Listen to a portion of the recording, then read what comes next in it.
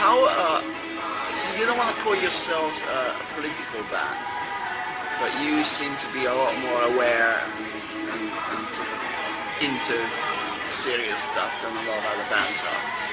I don't think that we're any more aware of injustices than any other bands. You know, I don't think we're any more aware, but it's just that well, we're just a bit more pissed off.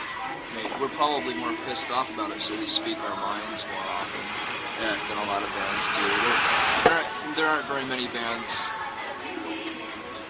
There aren't very many current bands who feel it's even worth the trouble to speak politically at all.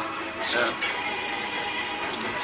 it just goes in cycles. I think a political consciousness is just starting to come up again in underground music. It died out a few years ago because hardcore became pretty exhausted.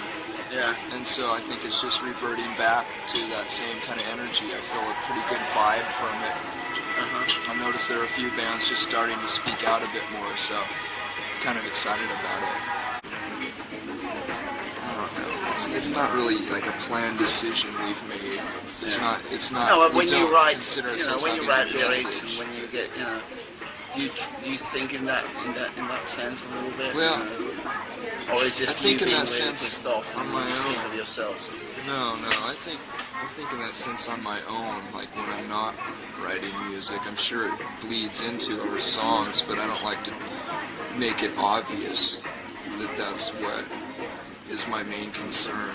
I mean, it's definitely the thing that pisses me off more than anything in the world is people not fighting against oppression and boredom and complaining about it. They don't have the right to complain, so... Well, like you don't have the right to complain about the fact that you're going to pay more taxes because of the Gulf War. You have bands that are signed just to be consumed. Yeah, it's really bad. You know, they sign them up, and, get a few singles out. It's a product.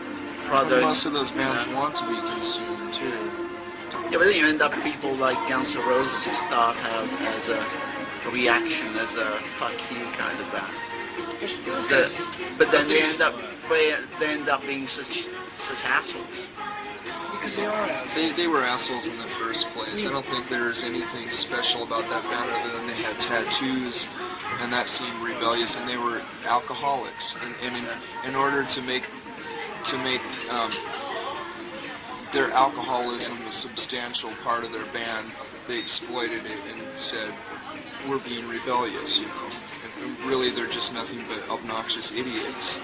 And so that was taken as like an image, you know, like this rebellious teenage rebellious image, and it's a bunch of crap. It's not real at all. I mean, where are they coming from? They're supposed to be a rebellion band, but like, what kind of? Do they have any platform?